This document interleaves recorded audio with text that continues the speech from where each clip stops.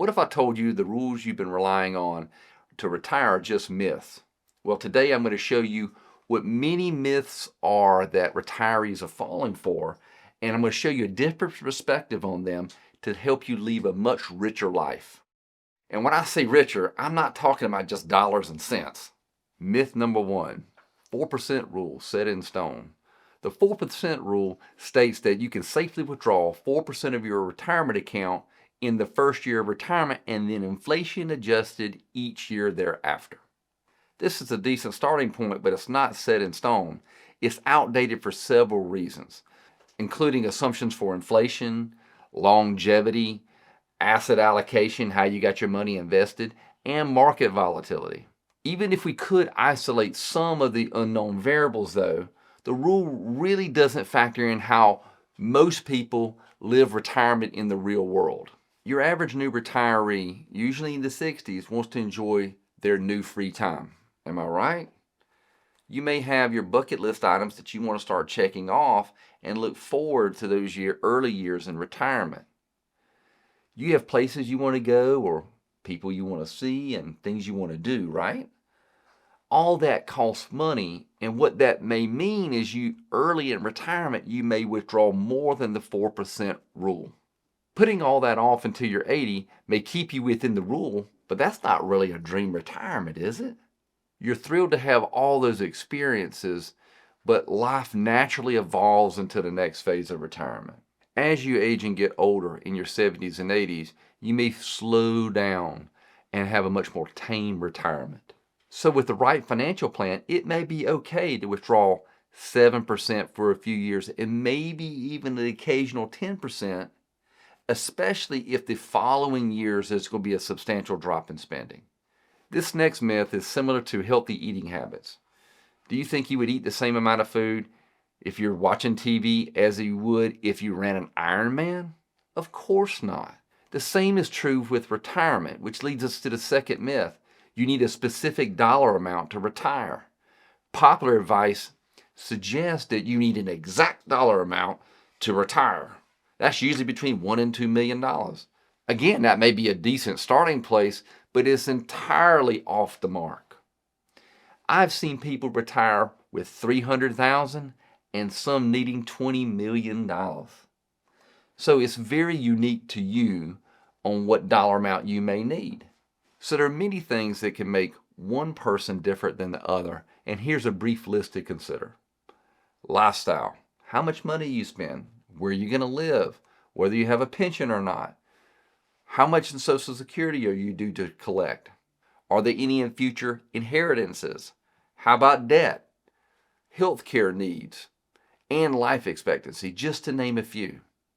And on top of all that, I've seen people with way less money be extremely happy and content in retirement. And unfortunately, I've seen people with a lot of money be miserable. Now, with all that said, a specific dollar amount may not be what matters most, but also it doesn't mean that you should spend like a drunken sailor. Which brings us to the next myth. Retirement spending can be perfectly predicted. Let me ask you this question. Can you perfectly predict what you're going to be spending in the next 12 months?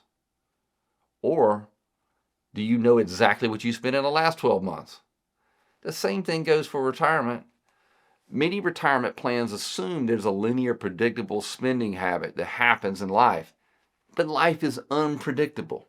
You may have new marriages in the family, new kids, grandkids, paying for college, sudden health crisis, travel, a desire to move from one house to another or one location to another, projects, new cars, you name it, things can come up. And a lot of those things aren't planned. And your plan needs to be flexible enough to adjust for that life.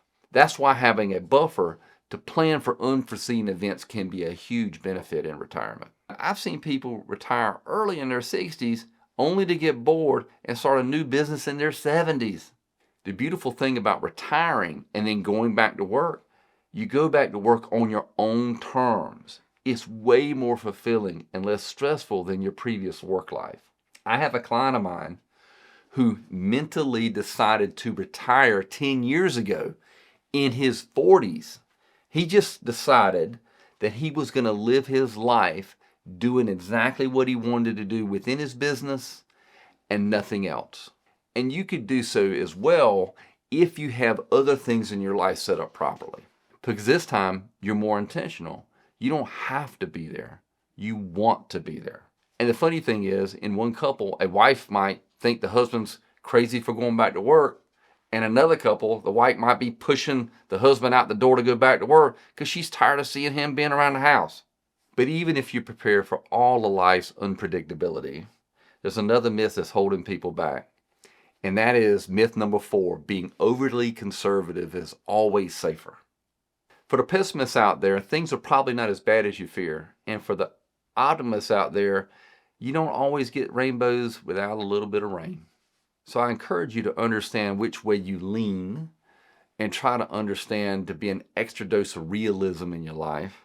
There's an old expression, the pessimist complains about the wind, the optimist expects the winds to change, and the realist adjusts the sails. So with this in mind, let me ask you a question. Which would you rather be? A person that played it super safe and died with a ton of money in the bank?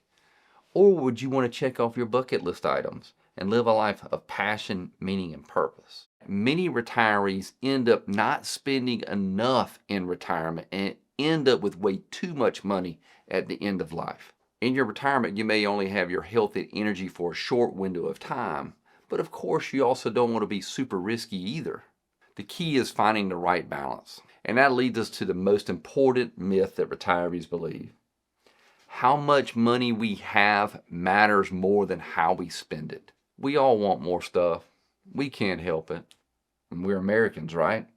A study showed when asked what dollar amount would satisfy you, the respondent average number was 2.5 times their net worth.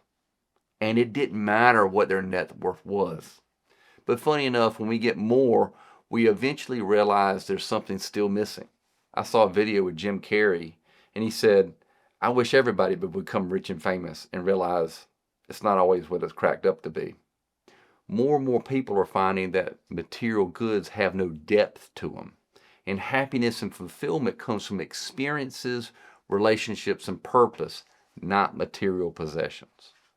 So how we spend our money matters much more than how much money we have.